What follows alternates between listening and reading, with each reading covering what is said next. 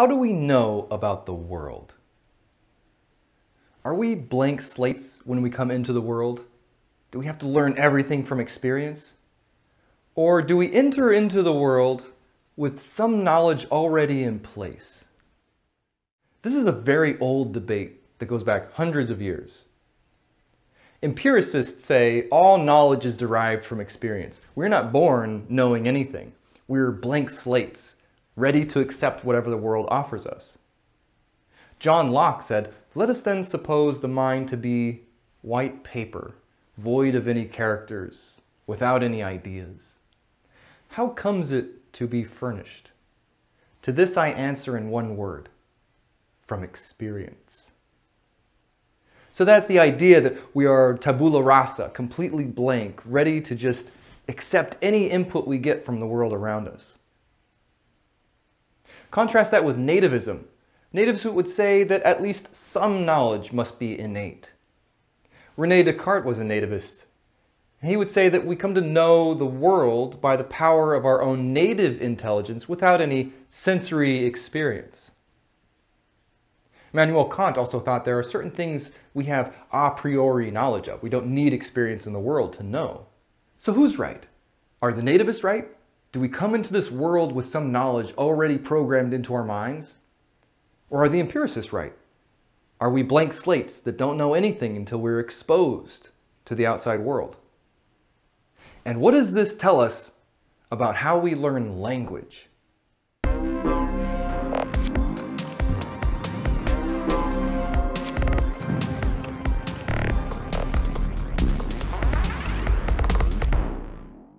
I'm here to talk to a real human baby to find out just how humans learn language.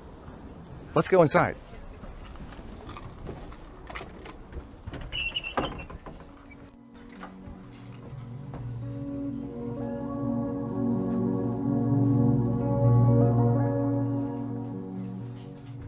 So tell me a little bit about yourself.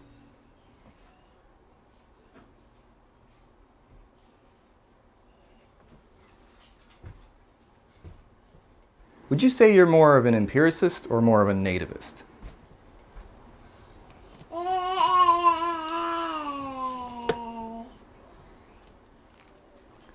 So would you consider yourself a blank slate?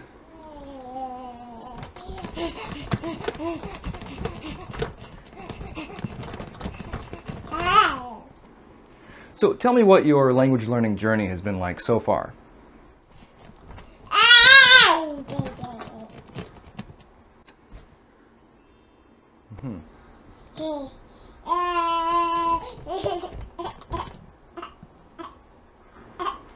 Tell me about your experience with universal grammar.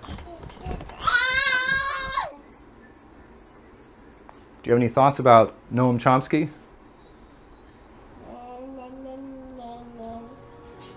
Well, it's been great talking to you.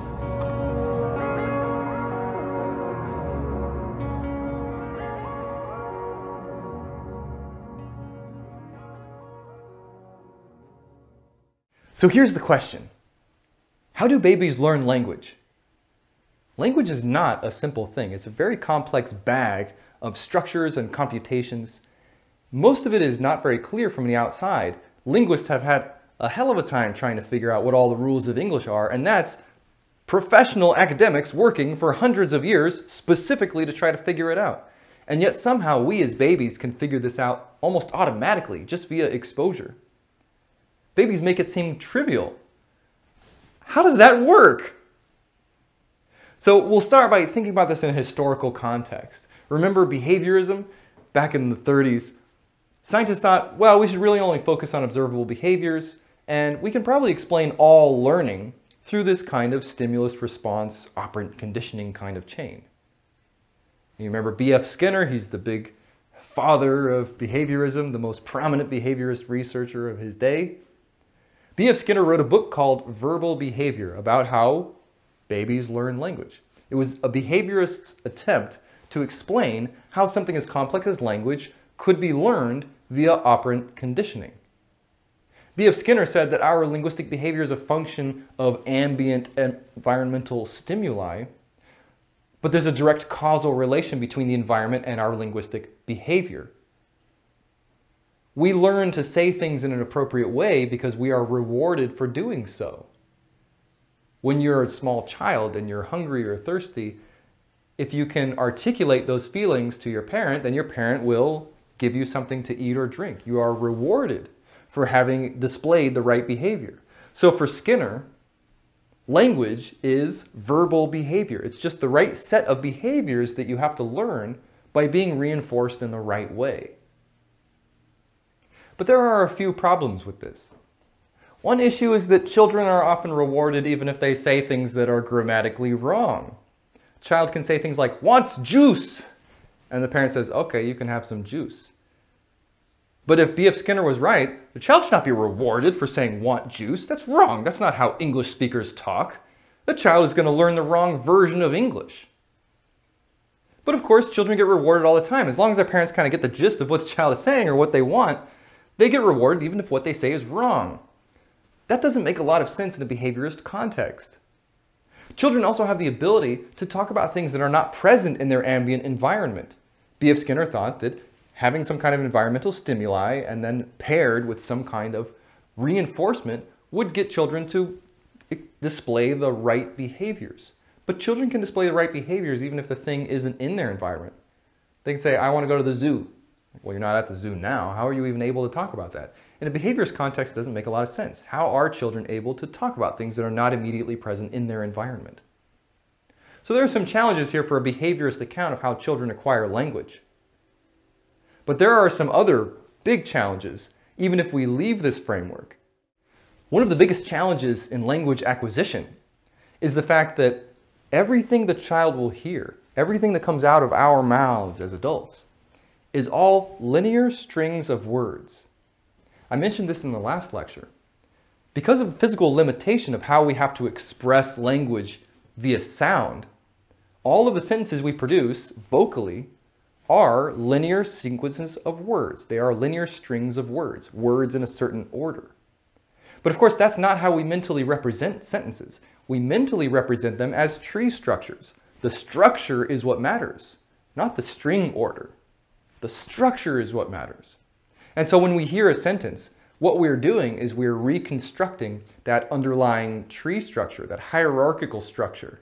We take that string of words and we convert it into a tree structure. Okay, but that introduces a huge puzzle. How do we ever learn what the hierarchical structure is supposed to be if we never see or hear it? No child has access to those hierarchical mental representations. Adults are speaking around the child. They're uttering strings of words. How does the child figure out not only that those strings are not the right way to represent them, but that they should be represented with hierarchical structures? But then how do they figure out what the right hierarchical structure is? This is not a trivial problem. This is a big challenge. To illustrate this, let's think about a simple sentence like, "The man is happy." How do you turn that simple sentence into a question? This is something that we can all do as English speakers. All of us that have an English grammar can easily turn a sentence like, "The man is happy," into a question like, "Is the man happy?" That's a pretty easy thing to do. So how do we turn that into a question? How can you characterize what the rule is that turns a sentence like "the man is happy" into a question, "Is the man happy?" Well, you're probably noticing that the "is" from that sentence has moved to the beginning of the question. The man is happy. Is the man happy? So we can come up with some kind of rule about how you take that "is" and you move it to the front of the sentence. Simple. That's easy. I think a child could learn that right away. That's not very complicated. Where does the challenge kick in here? Okay, let's complicate the sentence a little bit. A little bit. Instead of just saying "the man is happy," we can say "the man who is tall is happy." That's not a particularly complicated sentence. It is a little bit more complicated. We've added some extra content. We've added a relative clause. The man who is tall is happy. The bigger problem here is now we have two "ises." And if we have a rule that says take the "is" and move to the front, which "is" are we going to move? There's two of them here. How do we know which one to move? Well, let's just move the first one. Maybe that'll work. I don't know. Is the man who tall is happy? Oh man, no, that's terrible. That crashed. That's really bad. Is the man who tall is happy? No, that's not going to work. So there's something a little bit more complicated going on here. And of course, it has to do with hierarchical structure. You can't turn a sentence like the man who is tall is happy into a question without knowing what that underlying hierarchical structure is. You have to know that actually it's that second is that needs to get moved to the front of the sentence. And the reason for that has to do with the hierarchical structure of the sentence. You can't figure out which is to move unless you know the hierarchical structure. This is a very difficult problem to solve. How does a child know this? How do they figure this out? Well, it may be that children are using that evidence. They're looking and saying, okay, I saw the man is happy. Is the man happy? I get that. The man who is tall is happy. But they hear, is the man who is tall happy? And from that, you can figure out which is you need to move. And if you hear enough examples of that, maybe you can figure out it's not always the first one. It's not always the second one. What reliable cue do I have that tells me which one it is? At some point, I have to make a hypothesis about hierarchical structure. How we make that leap, that's a little unclear how we could do that if we start as a blank slate. Here's another example of something you know that you probably didn't know that you know. I brought this up in the last lecture too. These are called islands. Suppose I say something like, you suggested a movie to John after reading some book. Maybe you didn't hear me clearly and you don't know what book it was, and you want to ask, which book did you suggest a movie to John after reading? That probably sounds pretty odd, right? For some of you, you may have a very strong reaction to a sentence like this and say, that doesn't even sound interpretable. I don't even know what that means. What are you even asking me? Which book did you suggest a movie to John after reading? Sounds weird. Normally, we can make a question out of a statement by just moving stuff to the front. Why does that not work here? What if I say something like, reading this book to children is fun, and you want to know what book it was? Which book is reading to children fun? I mean, that sounds really bizarre. That doesn't sound right at all.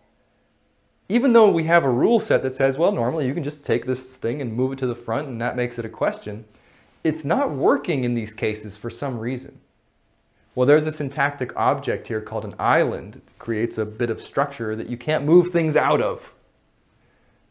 The question is, how do kids know that? It turns out this is a type of mistake that children don't make. Children do not accidentally extract out of islands. They don't accidentally make questions where they're moving things out of islands. They will have never heard a sentence where something was extracted out of an island, and no one will ever tell them not to extract something out of an island. So how do they figure that out? It's a mystery. Our favorite guy, Noam Chomsky, he came up with this thing called the poverty of the stimulus argument. He noticed in the 50s that children don't seem to have a sufficient amount or a sufficient kind of input to really learn all the things that they should learn in order to learn a language. It just doesn't seem like they're getting the right kind of input. It doesn't seem like they're getting the right amount of input for them to figure out all this stuff. On top of that, they don't really get a lot of correction. And there have been studies where we look into the database where we have parent-child interactions. We can actually look through that data and say, okay, are parents actually correcting children?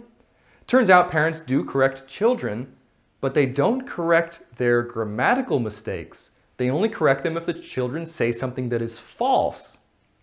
So if a child says something like giraffes are purple, and the parent will say, that's not right. But if the child says something like the giraffes is purple, parents don't seem to care.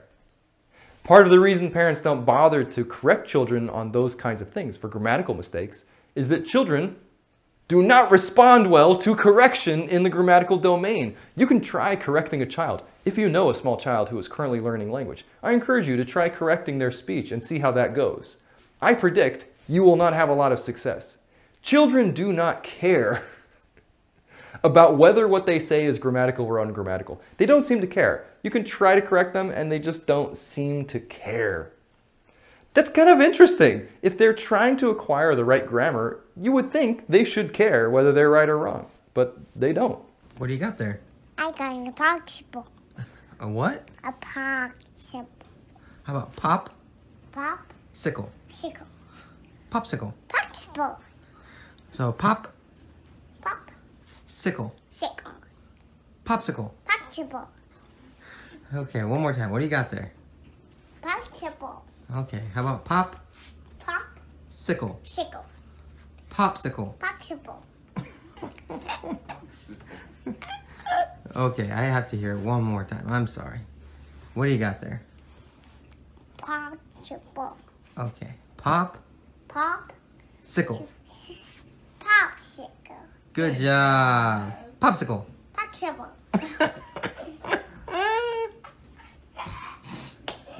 There's also a lack of negative evidence. Like you're never going to get someone saying like, oh, well, definitely don't say this, right? Don't do this island thing. No one ever even thinks to say anything like that. There's like an infinity of possible sentences that you could say that violate some rule of English or other that no one ever told you not to say. You just somehow know you're not supposed to say it. And you never heard anyone else ever say it.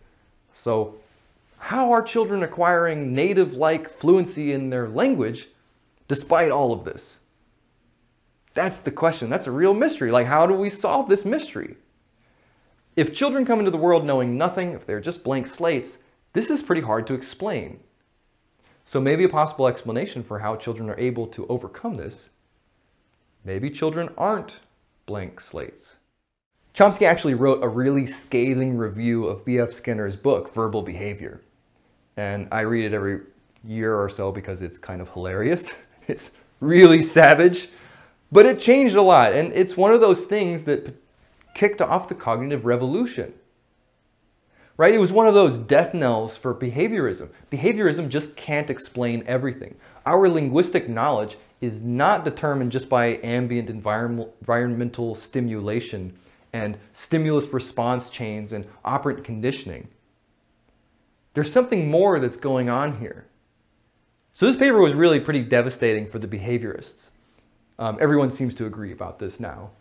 And it pointed out a lot of logical and empirical flaws in Skinner's theory about how children acquire language. One of the arguments it makes is this poverty of the stimulus argument. Children just don't get the right kind of input or enough input for this behaviorist type of learning to work. In other words, the stimulus that children are exposed to underdetermines their knowledge of language. This is also sometimes called Plato's problem from some of his Socratic dialogues about how do we know things? How do we learn things? Our experience does not seem to be sufficient to explain how learning can occur in certain domains. So it may be that we do come into the world with some knowledge, pre-packaged, pre-programmed, that helps us cross this gap. The fact is, every cognitively normal child with a normal upbringing acquires the native language being spoken around them. And that knowledge that they gain is largely subconscious, and it's also rule-governed and highly systematic, right? They acquire a very native adult grammar. The rules that they acquire seem to be very complex and not readily available for introspection, which is part of what makes this so challenging for us to study. So this gives us a motivation for a sort of mentalist picture of language. Remember the finite infinite puzzle. We have an infinite knowledge of language that isn't determined by a finite experience, yet it is manifested in a finite substance in our brains. And the poverty of the stimulus argument says that our linguistic knowledge cannot be determined by experience or the environment alone. We have invisible hierarchical structure that we have to somehow infer, and children really are not exposed to enough, and yet they learn anyways. So one of the solutions here is something called universal grammar. We are all equipped with a language acquisition device, sometimes also referred to as a faculty of language. And universal grammar is a specific genetic endowment that allows us to learn languages. But it also constrains the kinds of languages that we can learn. So there are certain properties of languages that we think exist and are universal, not by accident, but because we are hardwired, pre-programmed to learn very specific kinds of structures. So certain parts of our mental grammar are actually hardwired. They are innate. We are born with certain structures already present in our mental grammars. That's the claim made by universal grammar. That's what's meant by universal grammar. The idea that there is something universal, some universal properties shared by all languages, and that the reason those properties are universal is because they are genetically endowed in us. We are born already knowing them. So it follows, right? If these rules and structures are hardwired, of course they must be universal. Of course, every human being has that already in their head when they are born, so that should shape the way languages look in the world. And part of what informed this theory of universal grammar, of course, part of it comes from poverty of the stimulus and this puzzle about how children learn language from insufficient input. But another piece of evidence actually points in the other direction, from languages that we see in the world, the patterns that we see in world languages. Why is it that languages are constrained in this way? We see languages only exist at certain levels of complexity. They don't have structures that go too high on that complexity hierarchy. That may be because of our genetic endowment. We are hardwired, not just for certain kinds of structures and rules, for certain kinds of computations. So we're all endowed with this universal grammar, and we're all exposed to a specific language when we are small children, the language spoken around us. And it's that combination of the pre-programmed universal grammar plus our specific environmental input that results in a fluent speaker. Of course, none of us are born pre-programmed with how to speak a specific language. I wasn't born knowing how to speak English. No one is born knowing how to speak Mandarin or Arabic or Rotokas or Hawaiian or German. The only thing we share is that universal grammar, those basic building blocks that fill the gaps induced by the poverty of the stimulus. So our language-specific input is never going to be enough for us to learn language on its own. That's why we have universal grammar to fill in the gaps. The combination of the two creates us, fluent speakers. Eric Linneberg was a linguist and a neurologist who was an early pioneer in the field of language acquisition. And Linneberg came up with this list of characteristics for biologically controlled behaviors. And we can see that actually language acquisition fits many of these properties. We see that the behavior emerges before it is necessary. Its appearance is not the result of conscious decision. Its emergence is not directly triggered by external events. Direct teaching and intensive practice have relatively little effect. There is a regular sequence of milestones as the behavior develops. And there's likely to be a critical period for the acquisition of the behavior. So we can see that actually language acquisition ticks off all of these boxes. Direct teaching and intensive practice have relatively little effect? Yes. It's very futile trying to correct a child. There is a regular sequence of milestones? Yes. Children go through several phases. Babbling, using one-word phrases, two-word phrases, what we call telegraphic speech, speech that lacks function words before they eventually sound adult-like. And there is a critical period for the acquisition of language. Virtually every human being receives language input when they are very young, before 5 to 6 years of age. Virtually all of us are exposed to our native language, pretty much from the instant we're born, and actually before we are even born, because we can hear the sound of our mother's voice while we are in the womb. There are certain things that we are almost definitely learning, like the rhythm of our language, before we are even born.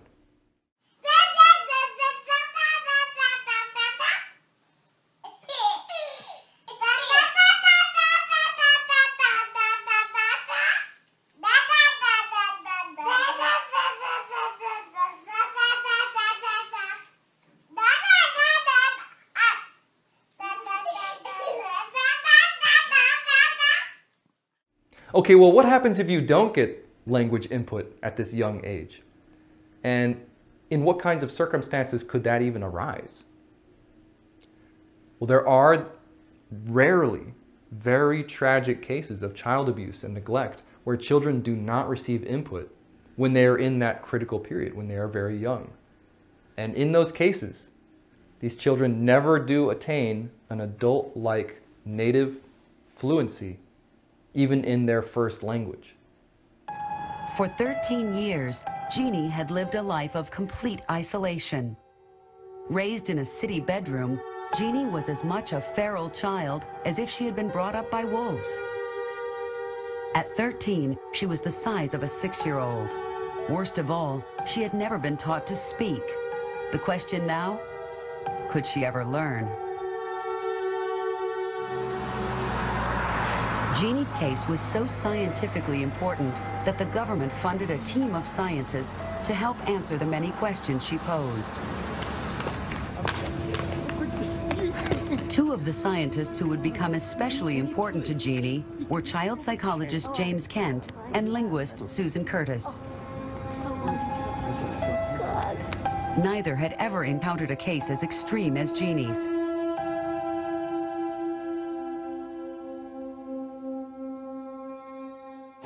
We looked at her as a newborn in a way, even though we know she hadn't. She came with 13 years of memories and experiences, not all of them wonderful, most of them not, I think. And so we thought we needed to start to expose her to what the world was going to be like for her outside the hospital bed. To Jeannie, everything was a new experience. We did what you would do with your own kids if you were introducing them to the world. You'd take them out and hold them up and show them, sort of judge from how they reacted to whether this was too much or not enough, and you could move on and do the next thing. Jeannie was making amazing progress. As the experts looked on, they realized that she might be the answer to the question that had troubled science for so long. So we seized this wonderful opportunity that she provided us in as loving a way as we could, but using it to finally get our chance to address head-on specific hypotheses and notions about human language and the human mind. These hypotheses were based on the latest ideas about how children's brains developed. According to the theory, young children could only learn certain things at certain times, called critical periods. Language was one of these critical periods, and according to the theory, Jeannie, who was now a teenager, had missed her chance forever. But incredibly, Jeannie seemed to be proving the theory wrong. As this footage shows, Jeannie was blossoming. Not only was she delighted by the world around her, but she was learning the words for the new things she was seeing. She was extremely interested in everything around her. She wanted to know the word for everything around her. She wanted to engage people all around her. She was not mentally deficient. Her lights were on, and everyone who worked with her, from teachers to therapists to me, knew that she was not retarded. It was clear as day. And as she began to learn more and more words, hundreds of words, much more rapidly than I ever imagined, and stringing them together, I began to think maybe I will be wrong. Maybe she will be the one that will prove that this hypothesis is incorrect. But Jeannie could not escape the effects of her past so easily. She was still haunted by her traumatic upbringing, trapped by the memories of the awful fate she had suffered. And linguistically, she had stopped making progress. She learned tons of words. She has an enormous vocabulary. But language is not words. Language is grammar. Language is sentences. How do you make a sentence? What can be a sentence? What is a sentence? How do you automatically know something's a sentence? So it wasn't because she was cognitively deficient. In other respects, it was because she was cognitively deficient in this island of human mind, the mental faculty that we call grammar. Starved of stimulation, Jeannie's brain had simply not developed the capacity for language. And now that she was a teenager, she would never be able to learn. It is extremely tragic. It's very sad. But fortunately, it is also extremely rare. There have only been a few documented cases of this happening in the modern world. Because as it turns out, children only require exposure. If you are even passively exposed to language, even if no one is directly interacting with you, if you hear other people speaking around you, you will acquire native-like fluency in that language. if you are exposed at a young enough age. And in fact, there are cultures where it is common for adults to not interact directly with infants.